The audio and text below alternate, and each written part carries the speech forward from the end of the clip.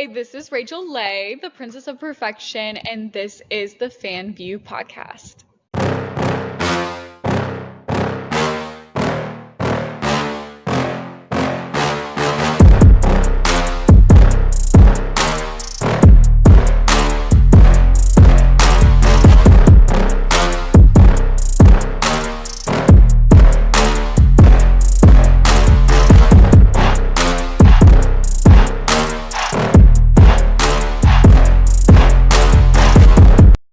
What's going on, everybody? Welcome back to another episode of the Fans View Podcast.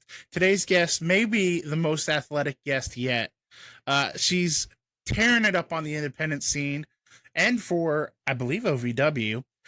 Since her first exposure to wrestling back in 2023, please welcome on former Rutgers gymnast turned professional wrestler, Princess of Perfection herself, Rachel Ley. Rachel, how are you doing tonight? I'm good. How are you doing? I am so good. I got to tell you, I think you are my first Rutgers alum, and I couldn't be more excited as a Jersey kid. Go Scarlet Knights. That's right. Keep chopping. I like it. I want to talk about, before we get into the professional wrestling side of things, obviously you were a pretty accomplished college gymnast. Is it safe to say gymnastics was your first love? Yes, for sure. I did it. I started gymnastics when I was like 4, and it was really the only sport I did besides like dance, but that was kind of incorporated with gymnastics. So it was the only thing I knew for like the first 18 years of my life, essentially. Well, 18 of the 22 years. I saw you initially signed when you went to college with Mizzou. What kind of led to that, starting in Mizzou but ending up at Rutgers? There was a lot of false advertisement in the recruiting process. That's all I'll say. No, not in the SEC. How dare you? Love the school. Love the school. I still have a lot of friends that I talk to from Mizzou, but yeah, Rutgers was a better school for me in the end. I gotcha. And I saw in my research you primarily worked the uneven bars at Rutgers. Was that your forte during your college years? Yeah, that was my specialty. I mean, we trained all the events, but I essentially competed bars the most. Did floor like a handful of times. Okay. I saw also in my research, unfortunately, that you were kind of forced to medically retire towards the end of your career. Yeah.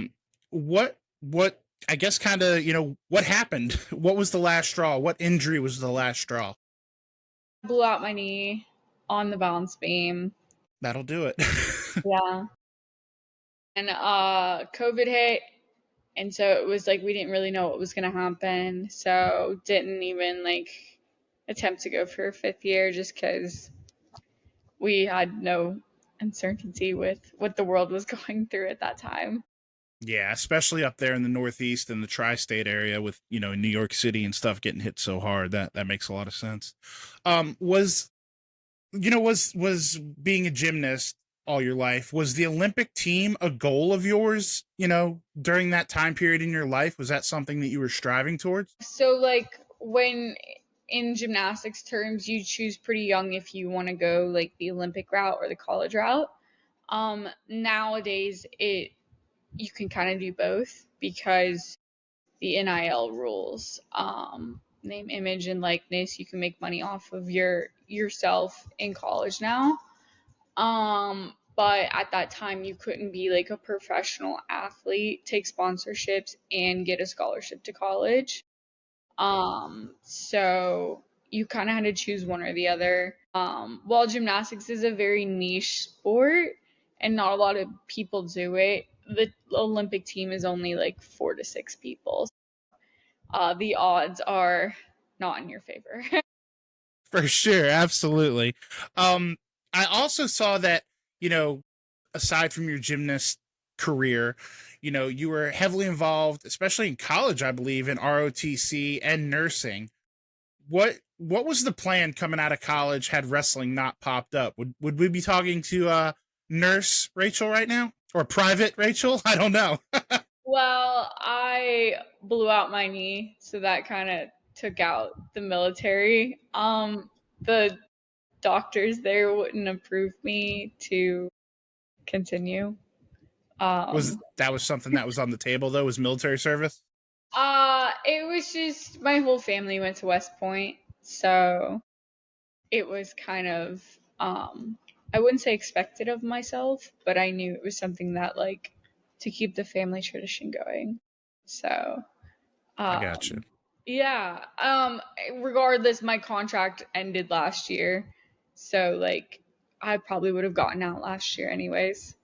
Okay. I don't think I would have continued because I would have been an officer. I wouldn't be re-enlisting. Right. And then nursing school, I dropped out. Again, Well, it was kayfabe during it. COVID. It was during COVID, and we were the guinea pig cohort. They had never done anything fully online because of COVID. Right. So, like 65% of the cohort failed out. I didn't fail. I will pull up my grades for that. I just realized that it like wasn't something I wanted to do anymore. I got to do clinicals, a few, which I shouldn't have been doing with COVID and everything. Right. There was a lot of stuff that was not good.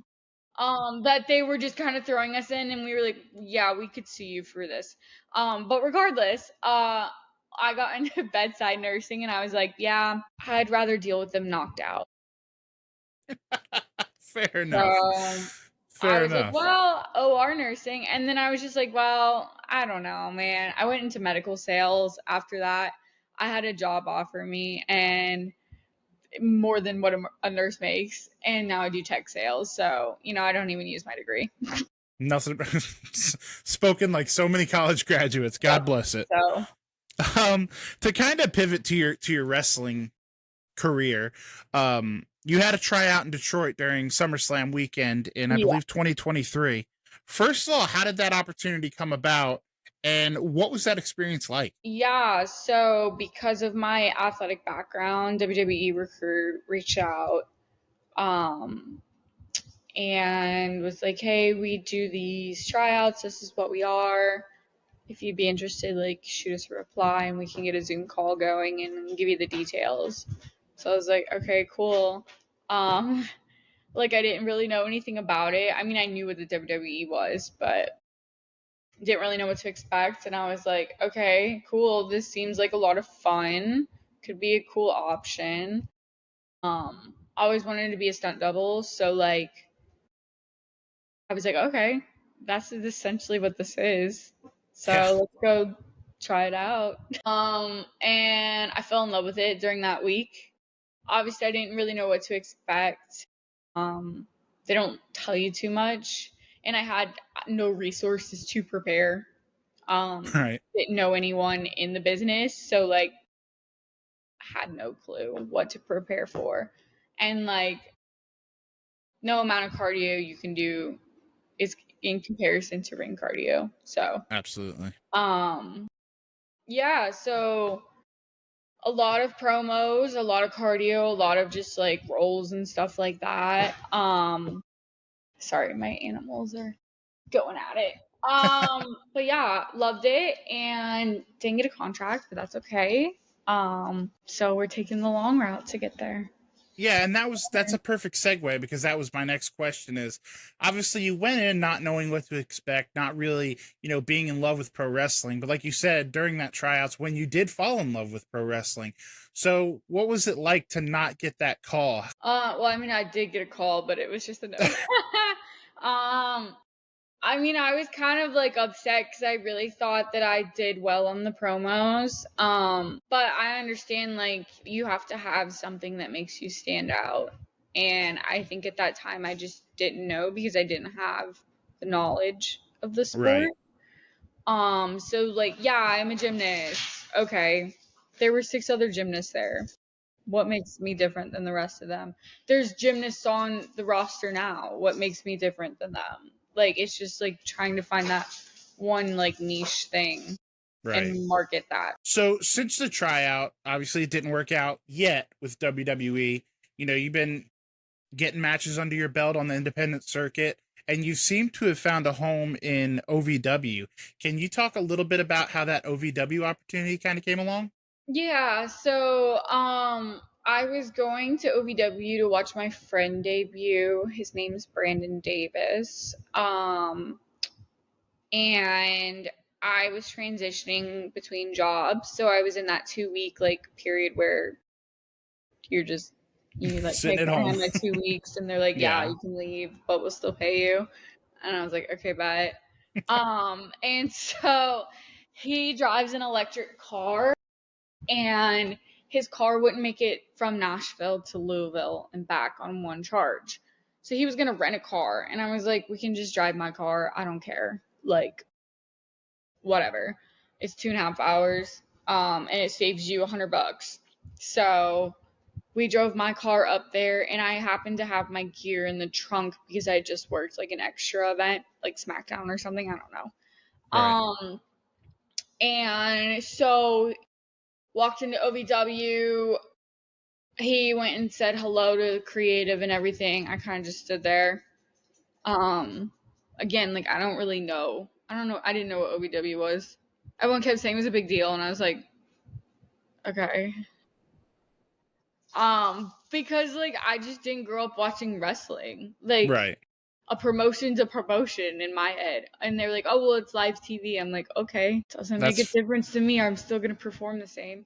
But regardless, I was sitting in the stands, and then Brandon came up to me and was like, do you have your gear? And I was like, yeah, it's in the trunk. Why? And he was like, oh, Al Snow wants to talk to you.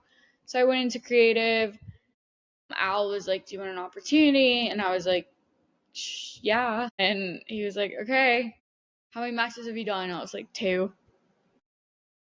And he was like, okay, let's put you on TV. I was like, okay. sounds So, pro wrestling to me. yeah, put me on TV. Simple match. I think the most difficult thing I did was a head scissors. Uh, wanted to see my selling, wanted to see my footwork, wanted to see how I could work the cameras. I guess I did it well enough. He was like, okay, we'll see you next week. And I was like, really? And he's like, yeah, see you every Thursday. And that's why I got on OVW. So, That is so pro wrestling. thanks to the electric car Look at that that. Brandon drives on OVW. This is where I That's got. Hey, you. Yeah, watching this right now. I see you. If you're enjoying what you're watching, I've got one quick favor to ask, and it only takes a second, costs you nothing, and makes a huge difference. If you could go ahead and hit that like button, maybe drop a comment. If you haven't already, make sure you're subscribed.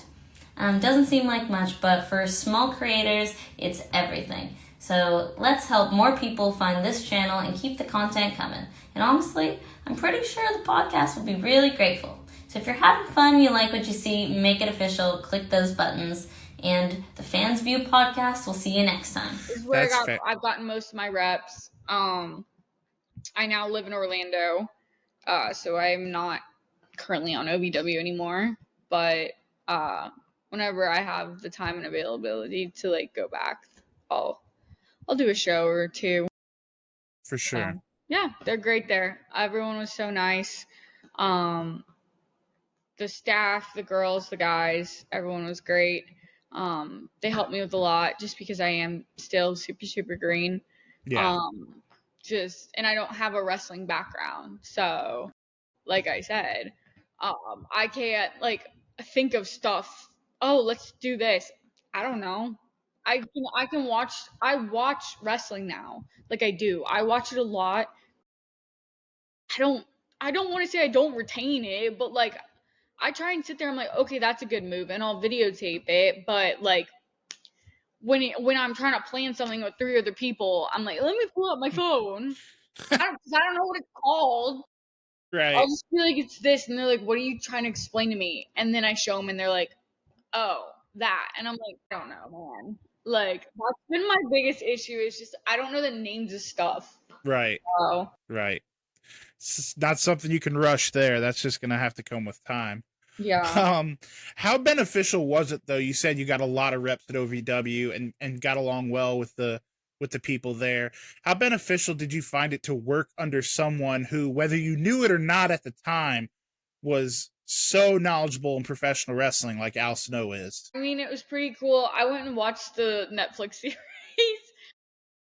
Literally, we were driving home from that first day, and Brandon was like, "Go watch the series so you know what's going on," because he looked like a deer in headlights. And I was like, "Okay." So I went and watched the series like all the way through. Did not stop. I stayed up till like 4 a.m. watching it so I could know like what was going on. So yeah, it's great. He's a great guy. He is a character. Sometimes I'm like, I don't know if you're joking or not. Yeah, that dry sense of humor. Yep. And so sometimes it just goes over my head, and sometimes he just like he'll look at me and be like, Rachel, and I'm like, glazed eyes. I don't know, Al. I don't. He's, luckily for you, he's so patient. He's I know. probably He'll one of the ask me a best question teachers. and I'll be like, if you expect me to answer this, it's gonna be wrong. Oh my goodness, poor Al Snow, one of the best teachers in pro wrestling, though. He's a great guy though. Love him. For people that have been living under a rock and don't know who you are yet, how would you describe yourself both in and out of the ring? Like, who is the Princess of Perfection? Who is Rachel Ley? So my character is like a memento to my gymnastics career.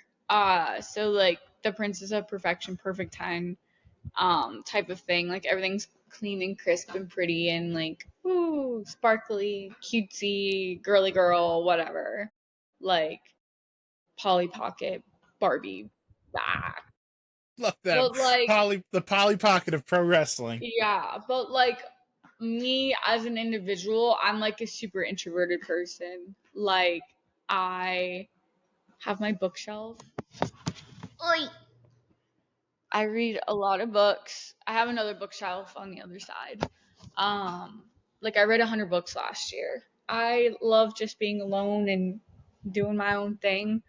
So like I can turn it on for like the performance aspect, but like if you know me, you know I'm like this chill, like I wouldn't say loner because I do like to go out, but I don't know. Like people are like, you're like yourself in the ring. I'm like, trust me, I'm not. That's not me. Like that's not me at all. That's me really trying like to be like that's like me at like 100,000. And they're like, well, it doesn't seem like it. And I'm like, well, that's because you don't know me. I love that. One thing I wanted to ask you, because when I first saw you, I have to admit, I kind of made the comparison. Given your background in gymnastics, given your time spent in the state of New Jersey, it's unavoidable that you're going to be compared to Casey Catanzaro. How often do you get that comparison, and how do you feel about it? I've never gotten that. Really? Wow. Yeah. Color me shocked. Yeah, I've never gotten that. I've gotten Tiffany Stratton, which I don't look anything like her, but it's because I do gymnastics. And then I got told one time I looked like Roxanne Perez. Okay. I was like, sir, you might need some glasses. Hey, maybe I'm the only one that sees it, but I definitely see a little Casey Catanzaro, Katana Chance in your ring style, and that's not a bad thing. I mean, she was at the highest level, so it's certainly a compliment. You're still so young in your career, obviously, so I'm sure you enjoy working with everyone still. But is there anyone that you've stepped into the ring with that really stands out as like just a very enjoyable experience? I mean, like I've worked like a couple people a couple times now, so I know like what they kind of do match wise. Right. But I don't know. Is there anyone that's been easier to work with than others, maybe? I mean, I've worked Freya like 5 times. So like I know her shit and she knows mine. So like working her isn't that hard, and she's a good base. So there you go.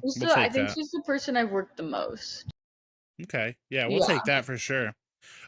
Speaking of your relatively new wrestling career, how difficult have you found it to balance professional wrestling with the real world. Oh, shoot, job, friends, God forbid, like a relationship.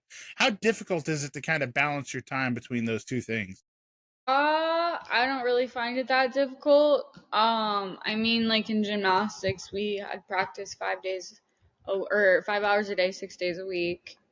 In college, it was limited to that because of the Title IX, but you still had school. So it's just like learning to multitask. I think it's honestly the same. It's like my work is my school and then wrestling is my sport. So you just go to school and then go to your sport. That's the way I compartmentalize stuff. I just moved to Orlando, so I don't have any like non-wrestling friends right now. All the friends I have like are at the PC and stuff.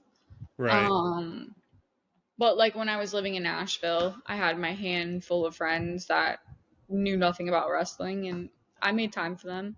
And I have a part-time job on top of it. So, A multitasker at her best. I yeah. appreciate that. As 2025 starts to wind down, and 2026 is just on the horizon, do you have any goals still left on your short list that you want to get checked off before the end of the year? Wrestling Um related. Wrestling really, I mean, getting to wrestle for AEW and TNA would be Okay. great.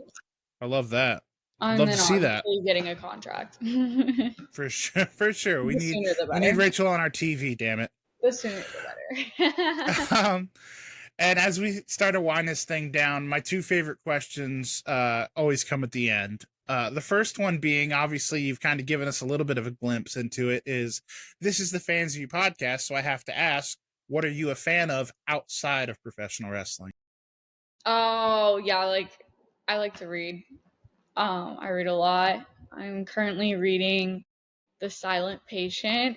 Bailey Humphrey on LFG recommended it to me because she's like, all I read is true crime and like murder mysteries. And I need someone to talk to about it. And I was like, well, I don't really read a lot of that, but I've read some Frida McFadden, so I'll try it out. So I just started it a couple days ago. I'm only 4 chapters in though. I need to read a little faster. I usually read when I go to the gym, but I forgot to bring my Kindle with me today, so I was just sitting in the sauna, like twiddling my thumbs. Yeah, so currently reading The Silent Patient. Don't know who the author is. It's on my Kindle, so I don't pay attention to that. Bailey Humphrey recommended it, so. Okay. All right. I love that. And last but not least, the final question is, obviously, you're a very young woman.